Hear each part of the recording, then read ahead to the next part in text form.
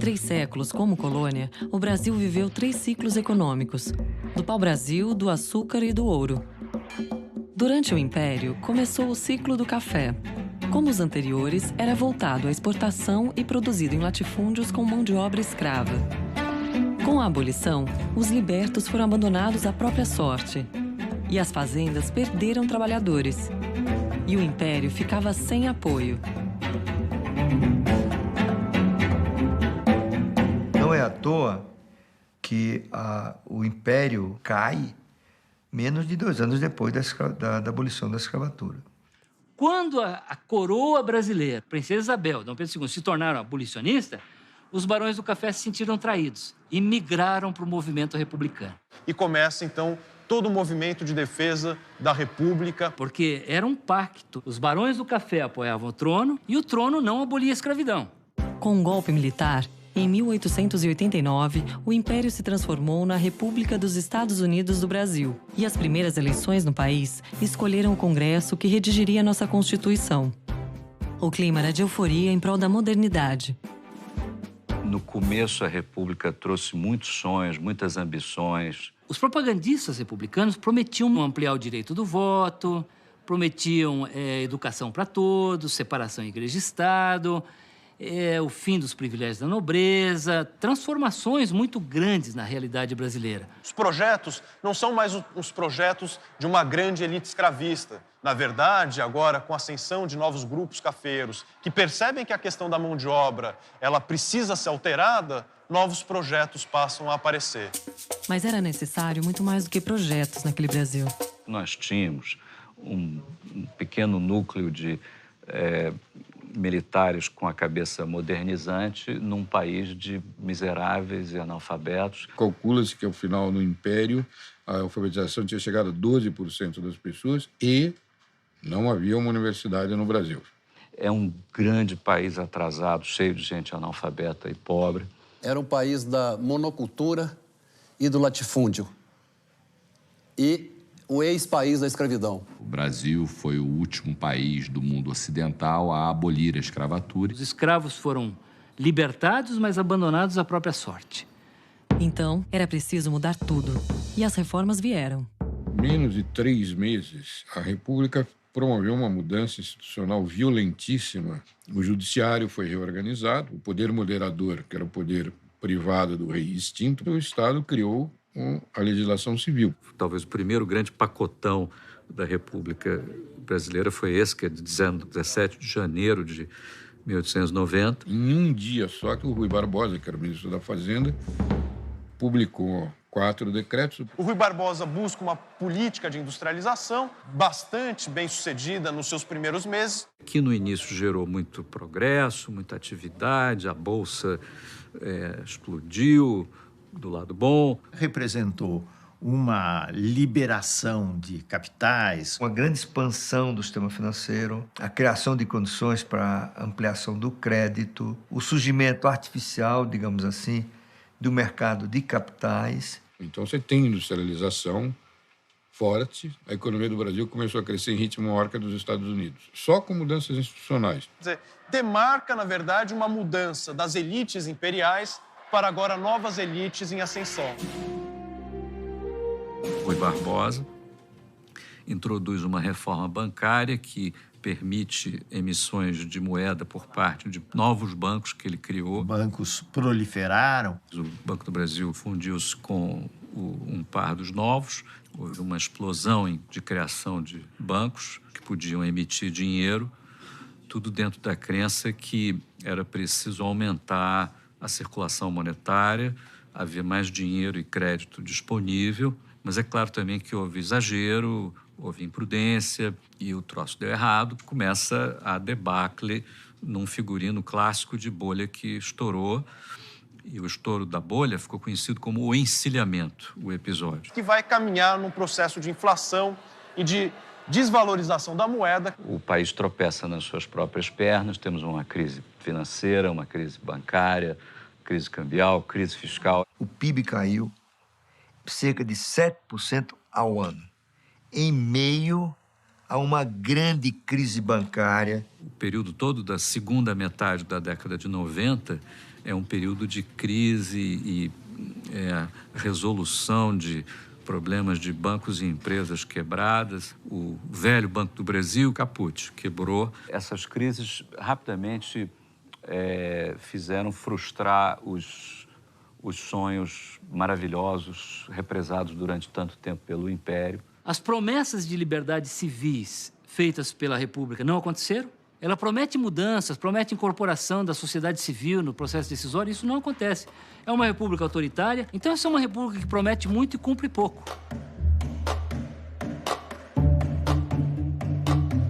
O Brasil, ele optou pela desigualdade, ele escolheu a desigualdade.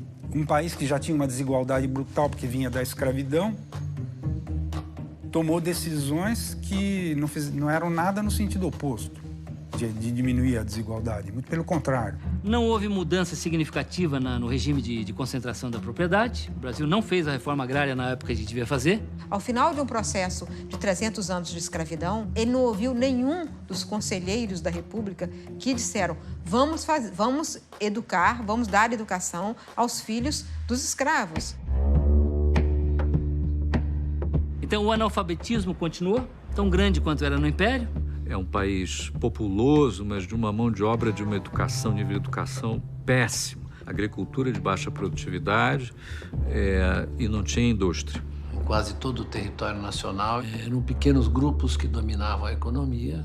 E quando o poder volta às mãos dos civis, a chamada política do café com leite, são os mesmos fazendeiros, os antigos barões do café, que mandavam na monarquia, que passam a mandar na República. Nessa evolução do café com leite, Minas e São Paulo, Que as elites cafeicultoras assumem o comando da política econômica é quase que o controle do projeto de país para o futuro. Então, o problema com a falta de mão de obra começa a ser solucionado.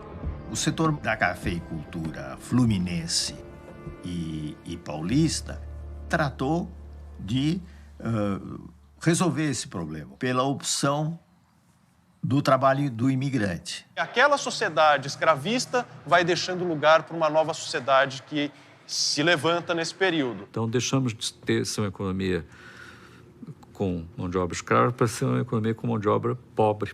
Você tinha tanto um café produzido por meeiros, aonde o trabalhador recebia fração do valor da produção e não um salário fixo. Como você tinha um café de assalariados, que era o café do Oeste Paulista. É assim que funcionou a coisa.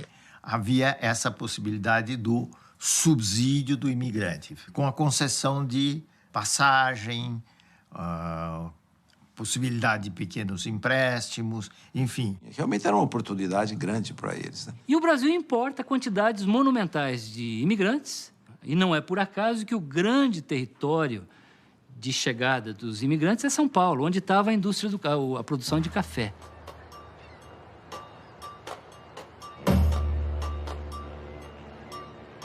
O impacto dos imigrantes para o desenvolvimento da economia foi muito grande, porque todos vinham com algum dinheiro, com alguma economia. Conseguiram, ao longo do tempo, obter terras. Isso foi no fim do século XIX. Foi quando meu bisavô veio também da Itália para cá. Todo o interior de São Paulo, nessa época, tem um crescimento muito grande. Sem sombra de dúvida, a qualificação no trabalho da mão de obra dos imigrantes era muito superior ao dos escravos, né? A economia começou a ficar mais eficiente, né? Uma grande maioria dos que puderam sair do campo para as cidades em formação trataram de fazer isso. A gente também, com iniciativa, ele começa a ver oportunidades em que os outros não vinham. E se transformar em comerciantes, em trabalhadores, e depois de industriais nas cidades. No início do século XX, as cidades brasileiras se modernizavam. Surgiam bondes, carros particulares e até os primeiros aviões.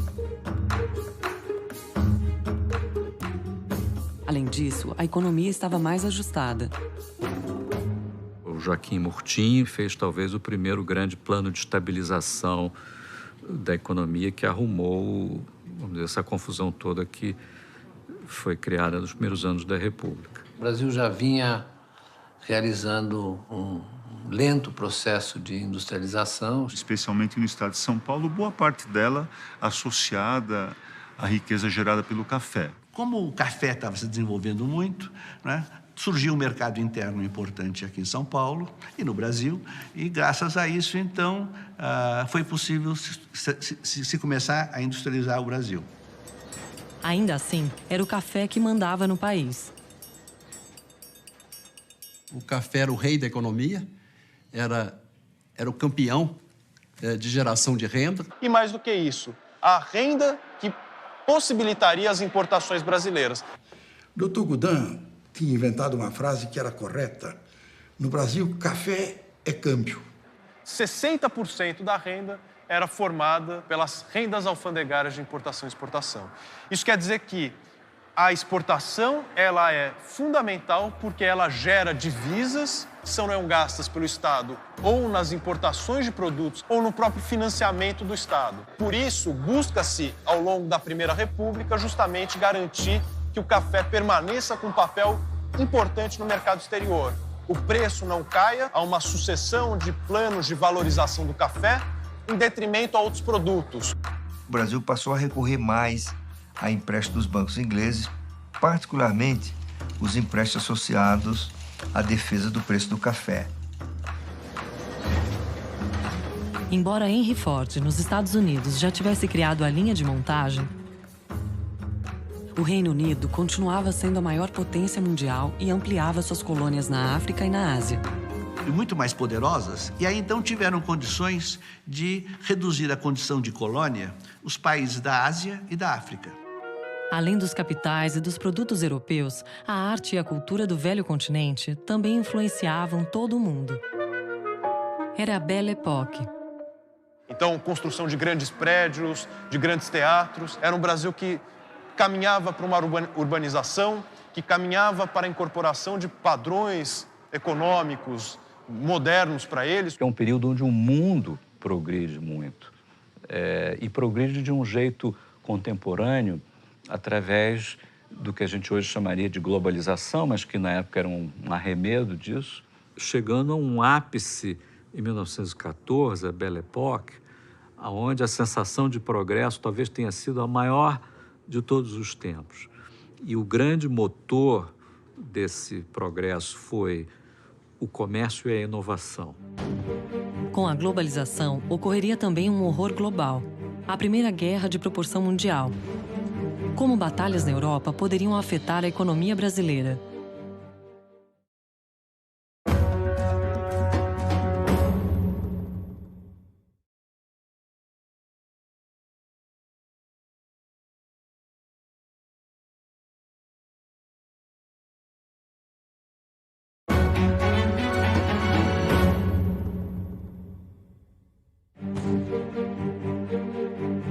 A Primeira Guerra Mundial ocorreu, como se sabe, entre 1914 e 1918. A Primeira Guerra realmente mundial interrompeu o fluxo de mercadorias importantes para o Brasil. Os preços subiram, não havia garantia de regularidade de entrega. E criou o ambiente para a industrialização. Foi um paraíso para os industriais que substituíam importações. Tanto que alguns estudiosos localizam na Primeira Guerra Mundial o primeiro grande ciclo de industrialização do Brasil. O crescimento da indústria no Brasil, neste período, se deu alguma coisa como 8,5% ou 8% ao ano, durante 40 anos, que é um ritmo chinês. Digamos que o símbolo disso era o Conde Francisco Matarazzo.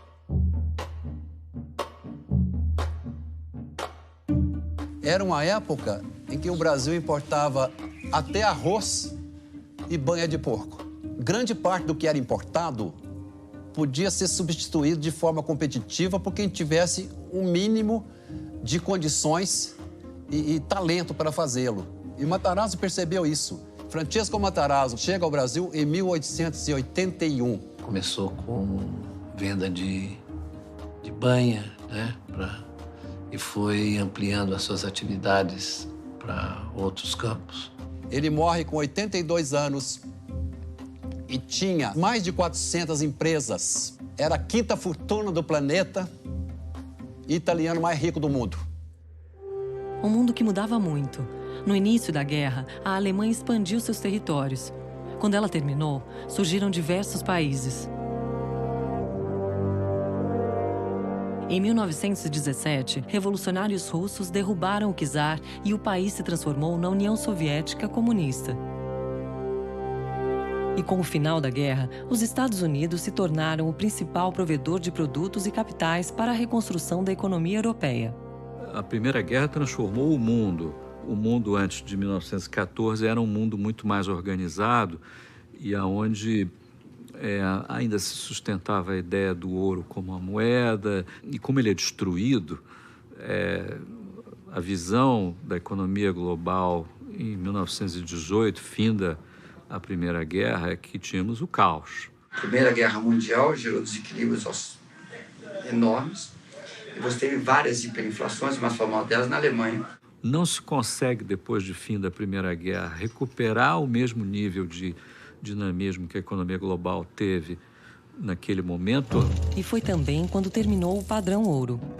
O padrão ouro foi um regime monetário que perdurou de uma maneira quase ininterrupta do século XIX até a Primeira Guerra Mundial. A virtude, vamos dizer assim, estava na ideia de que a moeda era o ouro e que todos os países deviam ter moedas conversíveis em ouro. Que ouro é estável, né? O único bem real que se consegue ter expressão financeira. E os bancos centrais, os governos, se comprometiam a trocar aquela quantidade de moeda por aquele ouro, né, que estava guardado em seus cofres. Então ele tirava esse ouro, que era lastro da moeda dele, e deveria pagar, entregar para os seus parceiros internacionais.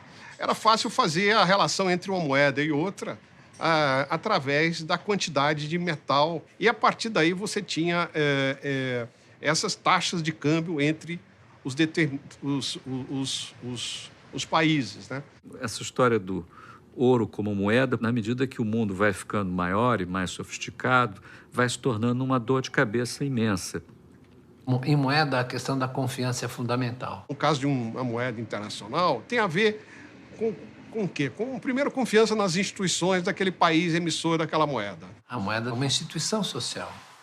Então, ela começa dependendo da confiança que você tem. Você também vai aceitar, porque sabe que o outro vai aceitar. Porque você, de fato, tinha confiança, aquele papel tinha um lastro, um cofre, em algum banco. O fato de um pedaço de papel poder valer muita coisa depende de convenções dos homens, depende de uma certa mágica. Nós todos aceitamos. Até a Primeira Guerra Mundial, a libra esterlina reinava sozinha. Por quê? Porque a Grã-Bretanha era a grande potência política e militar e econômica também da época. Tinha um grande império, mas também era um país que tinha uma tradição de gestão monetária, um país cuja moeda tinha uma grande credibilidade, né? No final da Primeira Guerra Mundial, os Estados Unidos eram o grande credor líquido, tanto da Inglaterra quanto da França, né, que eram países vencedores do ponto de vista da guerra, mas perdedores do ponto de vista econômico. Então, o dólar se tornou a moeda internacional, assim como a libra esterlina o foi no período do pré-guerra, né? Ela tem como lastro a maior economia do mundo, né? Terminada a guerra, começam os anos 20, também os anos de expansão do capitalismo e tudo, né? Os anos 20, em particular, são alguns períodos particularmente prósperos ou ricos que dão a impressão do país ser mais dinâmico, talvez, economicamente, do que ele realmente era. Na década de 20, tivemos o surgimento do tenentismo, com militares questionando o poder das oligarquias rurais, e a Coluna Prestes, uma marcha em que, por 3 anos, 1.500 homens andaram 25 mil quilômetros em 11 estados, pregando reformas políticas e sociais.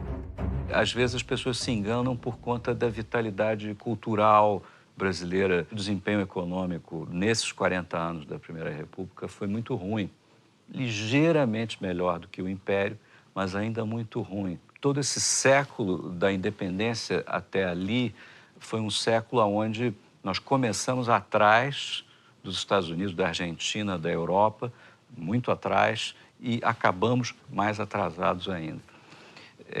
Portanto, do ponto de vista econômico, é um período de frustração. Claro que teve muito progresso institucional, cultural e do ponto de vista da economia, foram colocadas as bases para o que veio a seguir. Arrumamos o sistema bancário, organizamos um pouco mais o mercado de capitais, a economia diversificou um pouco relativamente ao café, mas faltou a faísca, e a faísca talvez tenha vindo com a urgência criada pela Grande Depressão, pela crise de 29. Em 29, explode a crise de 29, a crise do capitalismo mundial. O que efetivamente ocorre é que a Bolsa de Nova York, em 1929, ela quebra. Isso quer dizer, as suas ações elas começam a cair de maneira muito violenta e, com isso, vários negócios que dependiam dos valores pautados pela Bolsa começam a cair.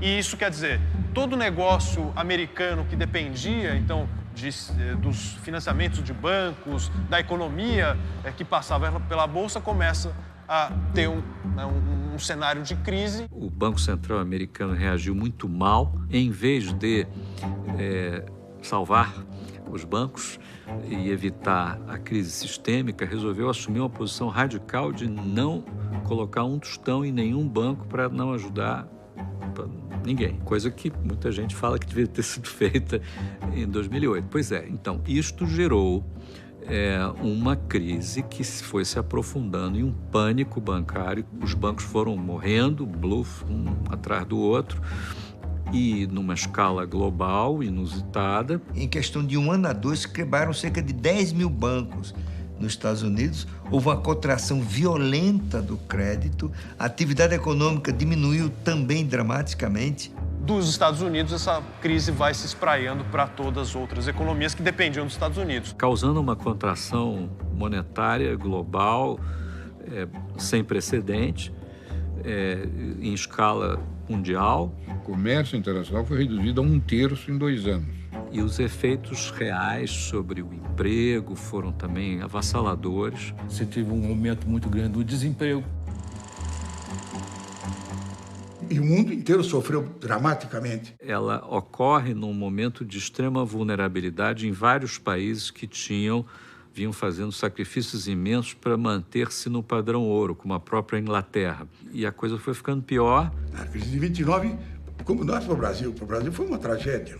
Porque os países exportadores pararam de importar os produtos brasileiros. Os preços do café declinaram e a atividade agrícola, então, ela declina. E o café, essencial à economia brasileira, o rei da economia brasileira, entra numa crise sem paralelo. Excesso de produção, preços excessivamente baixos.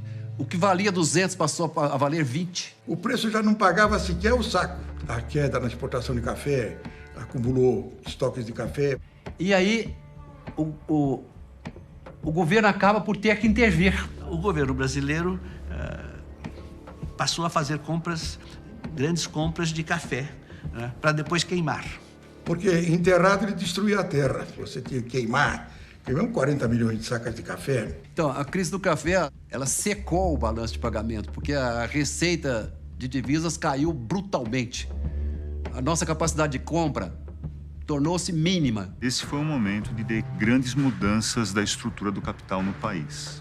A oligarquia do café, com o produto nessa situação, e quase todos de pires na mão, não tinha mais também o poder político que havia anteriormente. Nós chegamos em 30, um país muito pobre, tinha educação, uma população de gente pobre, analfabeta, com poucas oportunidades, não tinha nada que favorecesse o empreendedorismo, não tinha sistema financeiro, era um país pobre, primitivo e despreparado para o crescimento.